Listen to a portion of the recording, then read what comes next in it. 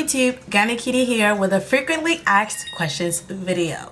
So these questions I've gotten through my natural hair journey, like my family, friends, going to the store, getting stopped by strangers to ask me, how'd you get your hair like that?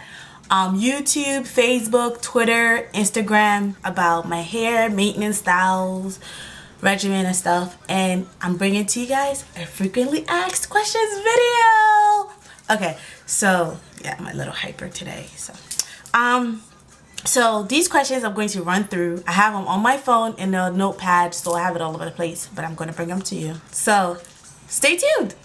So to begin everything off, I'm going to start off with this question. People ask me, why did I go natural? Especially the ones that don't understand why, like, I would wear my hair out in its natural state. I don't know why they have a problem with it, but people always question me, why did you go natural? I went natural because I had a dream, that kind of stuff. First question I always get asked is, why did you go natural, Nina? And I've been relaxed since I think my mom sat me in the salon chair to get my relaxer when I was like 8 or 9. But like, I've been relaxed pretty much for a good amount of my life. But I didn't, when I got to college freshman year, my hair always grow when I was relaxed, and it stops right here. Like, no joke, it stops right here. And when I got to college after freshman year, straightening, trying to look cute every day to class, my hair started breaking, and I was like, why am I doing this to myself? Like, why? Like, it was like an epiphany. Like, it just hit me. It's like, why am I going through this stress to straighten my hair and then relax it and then have to wrap it up at night? And then my ends were breaking, like they were really damaged. They were severely damaged. And I was just like, you know what, I'm done. Like, I'm done. Like, I woke up one morning, this was in my sophomore year. I woke up one morning and I literally like just took the scissors and snipped. Like, I just snipped everything away. Which brings me to my next question. Did I transition? I did transition after having that epiphany freshman year. I did transition for about 2 months in my sophomore year. I kept my hair in braids for 2 or 3 months, and I finally big chopped in May of 2010. I just cut all the ends off, and I was scared to come home because I was just like, what is my mom going to think? Oh my God, I just cut off my hair. Came home and my mom was like, girl, you crazy. And that was it. So that's how I big chopped, but I know it's May 2010. The next question I get asked is the thickness of my hair. My hair is very thick. I've always had thick hair, hence that's why it was a problem having to touch up my roots every time I had a relaxer. So yes, my hair is thick, and no, I cannot tell everybody how they can get their hair to be as thick as mine, because the thickness of your hair depends on your DNA. And girl, my parents are from Africa, so you know, it's like, it's a joke. But yeah, it depends on your DNA. I have thick hair. My mom doesn't have thick hair, but the thickness of my hair, I think it comes from my dad's side of the family, because my older sister has thick hair. My other sister, the density of her hair is like my mom's hair. It's pretty on the light side. It's not as thick as this. You can use products such as Jamaican black castor oil to thicken your hair, but it's not guaranteed because it's a product. It acts on everybody's hair differently. And the next question I always get asked is, what can I do to make my hair grow fast? So, simple. There's nothing that is guaranteed to make your hair grow fast. Your hair grows every month. Like, it's a myth how they say African American hair does not grow, blah blah, or something like that. No, if your hair does not grow, you would be bald. Your hair grows every month. I'm not sure the measurement. I think it's like half an inch every 2 months or so. I'm not sure, don't quote me on that. But your hair grows every month.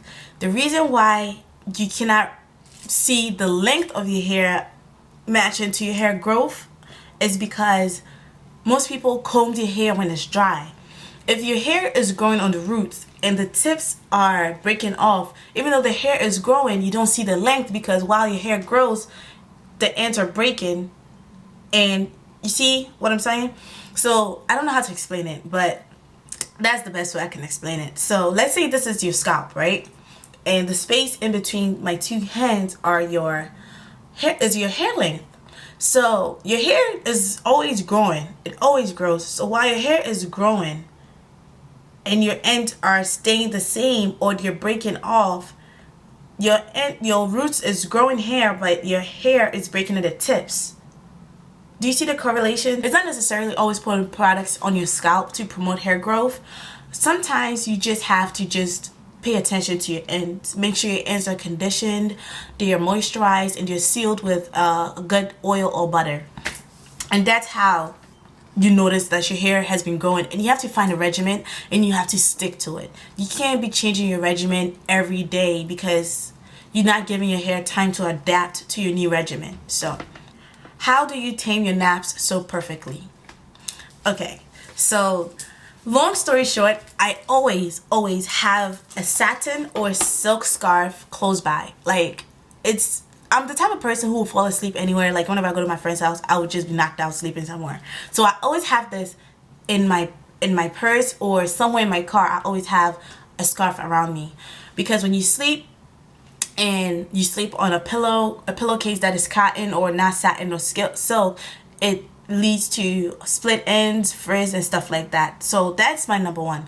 Number two, I always put my hair in a certain way, be it twist, braids, flat twist, or the pineapple method. I always put my hair in a certain way to make sure that when I wake up in the morning, I'm not having to fight frizz the next day when I'm rushing to go somewhere else. Am I ever going to perm my hair? I always get these questions. My friends always try to like pick at my nerves and they ask me, are you going to perm your hair? When are you going to perm your hair? No, I'm not going to perm my hair. I'm never going to perm my hair. I have no interest in relaxing my hair. I've come to love my hair as it is. Ironically, my self-confidence and my self-esteem and like my overall confidence, like, it has boosted. It has taken it took a peak. Like, seriously, since I went natural, nobody can tell me nothing. I do what I want to do. Like, and when I was relaxed, I'm not saying I had low self-esteem when I was relaxed, but it was like the norm. Like, everybody was relaxed. So it's like you step in a room and people don't notice you. I'm not saying I'm dying to be noticed, but I'm just saying, like, if everybody's relaxed and you step in a room, you're relaxed too. Like, it's just a norm. I always loved being different my whole life. I'm still, like, considered the rebellious one out of my family, but no, I would never go back to being relaxed because I love my hair as it is. I have more volume. Contrary to what you hear, I have more versatility and diversity when it comes to styles now, because my hair will hold bobby pins. It will not, it's not flat. It has volume. Like, it just, I love it.